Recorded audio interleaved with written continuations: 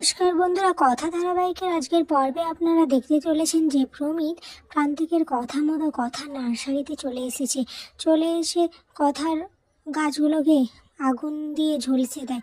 এদিকে কথা রোগিণী এটা দেখে সঙ্গে সঙ্গে নার্সারিতে চলে আসে। বাড়ির সবাই মিলে জল দিয়ে আগুন নেভানোর চেষ্টা করেছিল, কিন্তু সবাই ব্যর্থ হয়।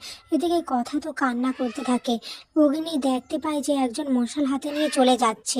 এভি সঙ্গে সঙ্গেই প্র্যাটিকে বলে, প্র্যাটি ওই দেখ, কেউ একজন মশাল হাতে নিয়ে চলে যাচ্ছে, যা ওকে গিয়ে ধর। প্র্যাটি অনেক দূর পর্যন্ত আসে, কিন্তু লোকটা পালিয়ে যায়। এরপর কথা খেয়াল করে ওদের বালির উপরে যেই যেই জুতোর ছাপটাও দেখেছিল, ঠিক একই জুতোর ছাপ এখানেও রয়েছে। এরপর কথা ভাবতে থাকে, তাহলে কি প্রমিত শর্মা এটা করছে। সকাল হতেই জুনি কথাকে বলে, কথা এবার আমরা কি করব। তখন কথা বলে, ভজু দাদাকে ফোন করব, ওর গ্রামে অনেক অভিরাজি গাছ রয়েছে, যদি ওখান থেকে কিছু পাই।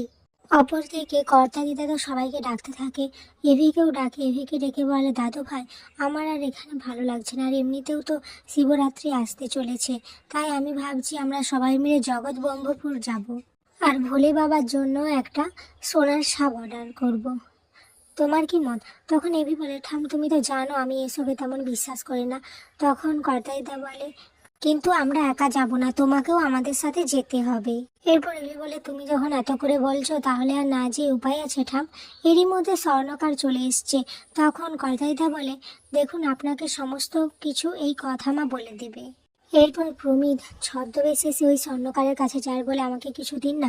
এরপর স্বর্ণকার কথায় কথায় বলে দেয় যে জগৎবল্লভপুর বলে একটা জায়গা আছে, ওখানে ওখানে যান, আপনার ভালো লাগবে। আর গুহবাড়ির সবাই তো ওখানে যাবে, আর ওরা আমাকে একটা সাপের অর্ডার দিয়েছে, বুড়ো বাবাকে দেবে। এটা শুনে প্রমিত তো প্রান্তিকের কথা ভাবতে থাকে। প্রান্তিক বলেছিল আবার অ্যান্টিকের ব্যবসাটা শুরু করবে। তখন প্রমিত বলে, গুহবাড়ির এই স্বর্ণের সাপটা দিয়েই আমি আবার অ্যান্টিকের ব্যবসাটা শুরু করব। মধ্যে অঙ্কিত চলে এসছে। কথাকে বলে, কথা তুমি যেগুলো বলেছিলে আমি সমস্ত কিছু এনেছি, কিন্তু আমার এটা ভেবে খারাপ লাগছে, তোমার নার্সারিটা এইভাবে কে পড়ালো। তখন কথা বলে, হ্যাঁ অঙ্কিত দা, কেউ তো আছে যে আমাদের খুব নজর রাখছে আমাদের প্রতি, কিন্তু আর নয়, আমি এর শেষ দেখে ছাড়বো। যে বা যারা আমাদের ক্ষতি করতে চাইছে তাদের কাজ সফল হবে না, আমরা টনিক বানিয়েই ছাড়বো। এরই মধ্যে স্বর্ণকারও এসে যায় সাপ বানিয়ে। এটা দেখে সবাই বলে, বা খুব সুন্দর হয়েছে।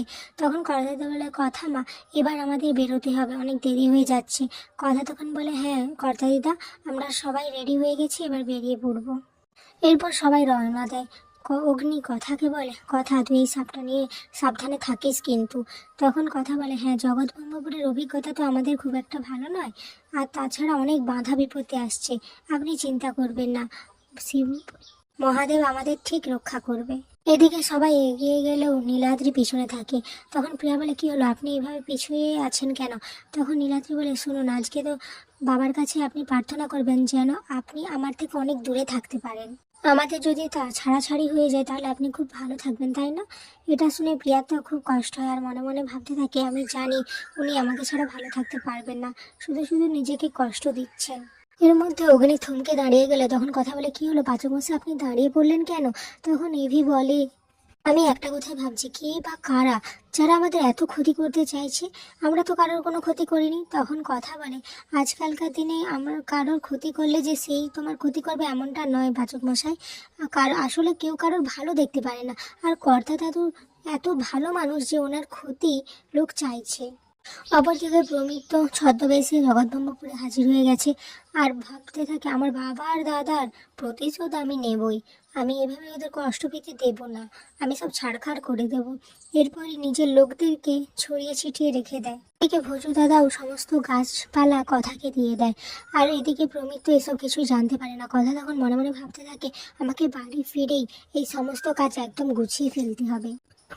এরপরে দেখা যায় কথা প্রমিতের আসল রূপ দেখতে পেয়ে যায়। প্রমিত এখানে নিজেই বলছে যে প্রমিত শর্মা এত ভালো হাত সাফাই করতে পারে সেটা আমি নিজেই জানি না। এখানে আজকের পর্বটি শেষ হয়েছে।